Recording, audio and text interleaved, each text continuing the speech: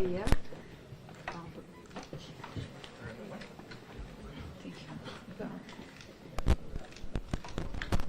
Sorry, you're in the picture.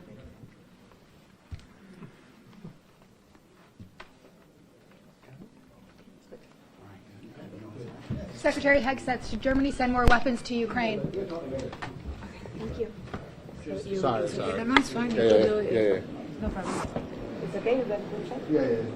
I got it. And we'll go back to our That's all I need. That's all I need. I got you. All right.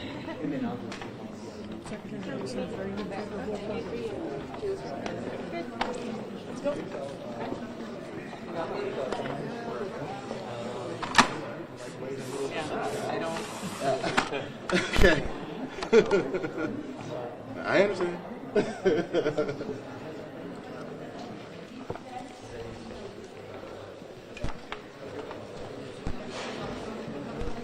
We got about 5 to 10 seconds. I don't know.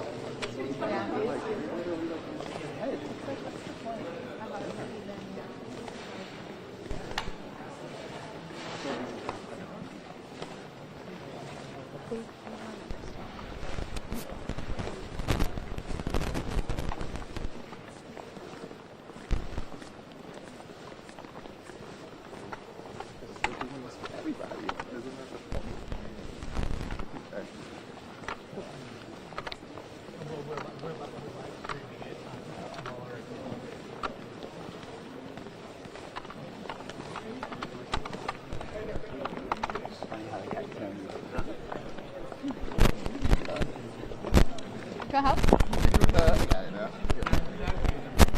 I was awkward carrying it with the camera on there. There we go.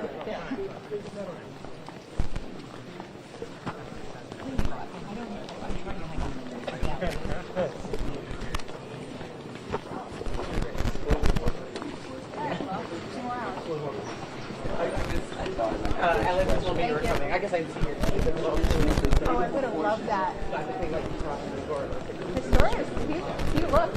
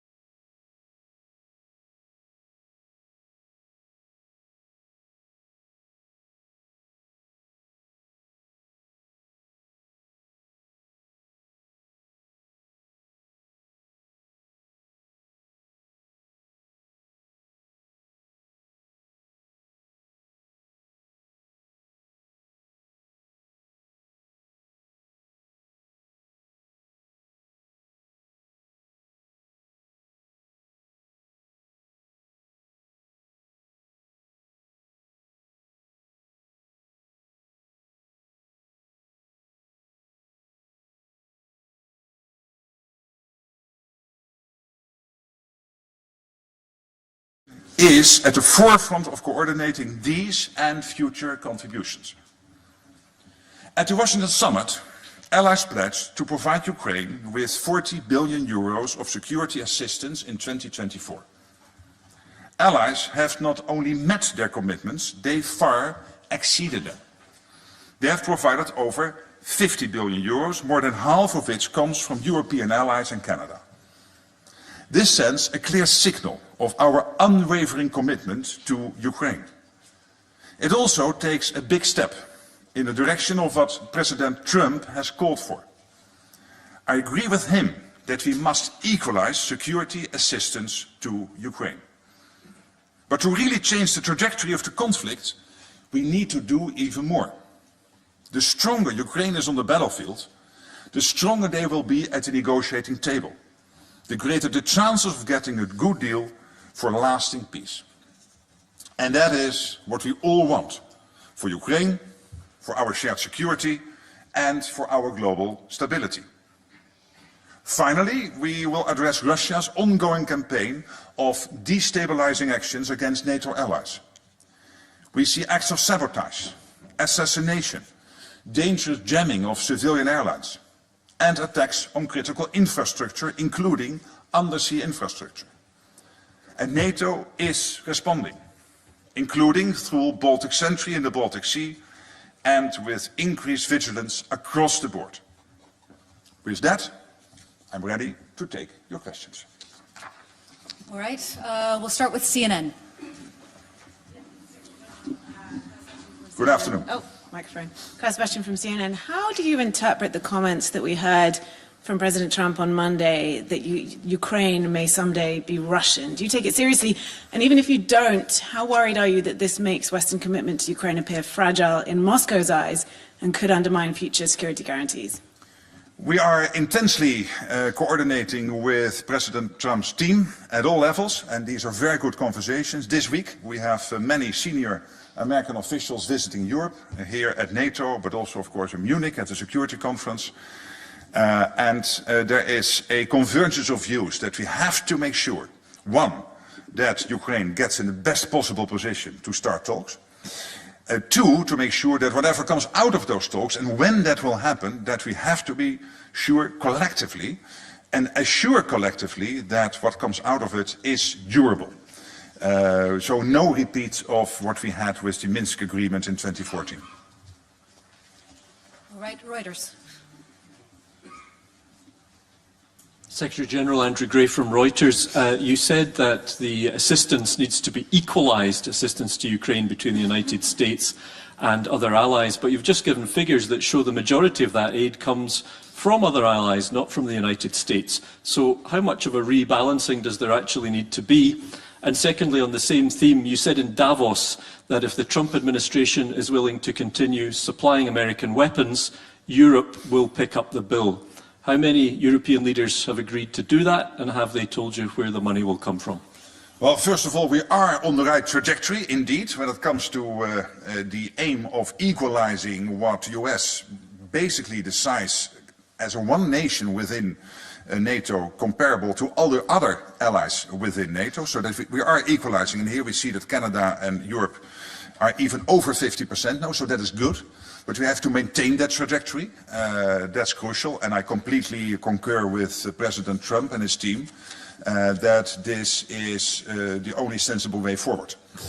Then, of course, to the question of future support for Ukraine, no doubt there will be a debate, I expect, between allies who is going to pay for it, where it comes from, etc. But there is also a large agreement between all allies that we have to make sure that Ukraine has what it needs in terms of training, in terms of military equipment, to make sure that whenever peace talks start, they can do that from a position of strength. All right, Sky News.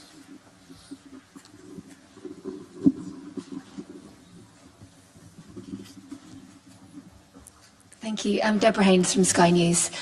Donald Trump has repeatedly called on European NATO allies to spend more on defence, and he's also made clear that his priorities for security are facing up to the threat posed by China and defending America's own borders. How confident are you, therefore, that America would come to Europe's aid if European NATO allies came under attack? And could European allies alone defend themselves? I think my reaction needs to have two elements. First of all, on the defense spending. President Trump has consistently asked for the Europeans to do more. We had a pledge in Wales in 2014, and basically not a lot happened after 2014. And it really started to take off when he was president in post-2016-2017, and particularly in 2018-2019, up to today, including the 20% increase, 23 compared to 24. US, NATO allies, so excluding the US, Canada and the EU, paying 20% more. And we have to continue this. The good thing is that what we have in place now is a process based on NATO's defense planning process, which will lead to clarity on what needs to be done to keep us safe, the capability targets. From there we will see where the gaps are. And we know already that they probably will be in the area of missile defense, air missile defense, in the area of logistics, military mobility, long-range weapons, but also to increase the strength of our armies. Yes, the Navy and of course our Air Force, but particularly when it comes to our armies, we'll have to do more, including making sure that they can fight prolonged wars, and that they will be more heavily armed, including with tanks. And all this costs money. We are now getting those numbers on the table, and this is the big difference with 2014. There it was, let's do 2%. Now we will have a content-driven debate. How do we fill the gap between where we are and where we have to be? And I expect this to be north of 3%, I said before, but I'm not committing to a number now because we are still at the early stage in exactly coming to the details. And then on Europe and the rest of the world, I think when we discuss this with our American colleagues within NATO, there is a clear joint assessment that what happens in Ukraine or what happens in Europe, and particularly now in Ukraine, is not only Russia-Ukraine or Russia-Europe. It also involves North Korea, China, Iran. So there is an interconnection now between what happens in the North Atlantic and in the Euro-Atlantic area on the one hand, but also in the Pacific on the other hand. And that means that all these theaters are getting intertwined, and that means from a strategic point of view we have to make sure that we assess them like this. But I completely understand that the Americans want the Europeans and the Canadians to pay more. And again, back to the first question, we are assessing exactly what needs to be done based on the capability target process. All right, Ukraine Public Broadcasting. Thank you. One of the possible points of US peace plan is to postpone Ukraine's accessions for NATO for several years or even decades. What's your position on that? And short of NATO membership, how can NATO allies provide Ukraine security guarantees after possible ceasefire? Thank you. We have one problem here, and that is that we have democracy, and that means that journalists ask questions to the politicians coming in, to me as Secretary General, and that is great. The big difference, of course, with Moscow is that Vladimir Vladimirovich Putin is not facing this. So he can keep his ideas close to himself. And I do not want him to be wiser than he is already. He is sitting there in that reclining chair, awaiting what I'm going to say here and others will say at NATO. I know two things. One, we have to make sure that Ukraine is in the best possible position whenever talks will start about the future of this conflict. And when we have brought it to a conclusion, that the outcome of that discussion, the peace deal or whatever it will be, has to be durable, enduring, has to be concrete, carved in stone, that he will never ever again try to attack 1 square kilometer or 1 square mile of Ukraine. These two things are for me crucial. And then we can easily brainstorm about the best way forward, including NATO, other countries getting involved, exactly how to do that. But again, it makes him wiser than he should be. This is all part, of course, of future talks within the alliance, and then to a certain extent, probably also with him. But let's not make him wiser than he is already. DPA. Up in the back here.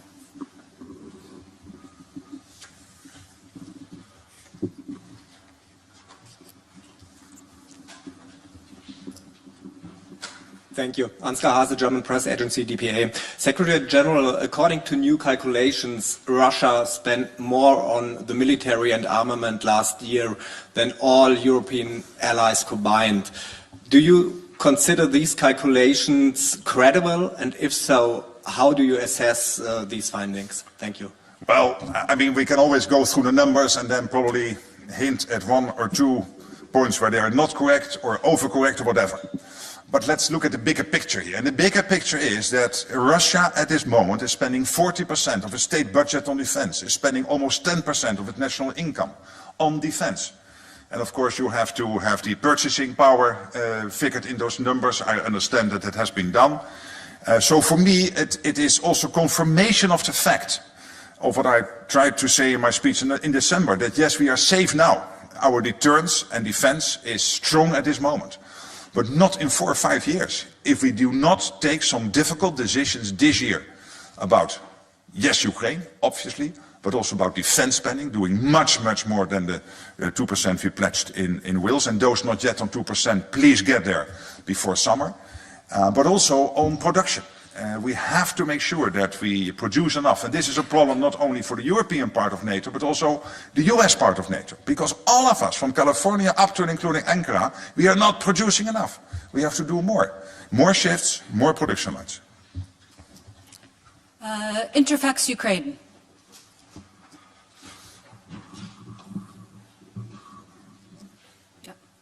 Thank you, Secretary General. Good afternoon. Goedemiddag. Goedemiddag. Okay. Irina Somber, News Agency, Interfax, Ukraine. Question regarding today Ramstein group. What is your expectation? What kind of outcome can be from this meeting? Will it die? Will it survive? And if it will survive, what kind of role can play NATO in this? Well, clearly you need both, because what the Ramstein format, the UDCG, is doing is making sure that allies and other countries outside NATO commit to make sure that Ukraine has what it needs in terms of particularly support with concrete material to fight the war against Russia. And I already mentioned some of the big announcements the last couple of 2 weeks from Canada, Sweden, the Netherlands and France. And no doubt, I hope today, but also the coming days, you will see new announcements coming out. So you need that format, and then you need to set you to make sure that you organize all the aid being delivered into Ukraine in the best possible way, that it has maximum use for you guys in Ukraine to fight the war. Plus, of course, making sure that the training takes place, because what you need is the defense gear to defend yourself, the tanks and the anti-ballistic missiles, the air defense systems and everything you need to defend yourselves and to fight the war, but also the training. And that is what NSETU is organizing. So we need those two. So I think there's a future for both. All right. Echo Radio. Here in the front in the center.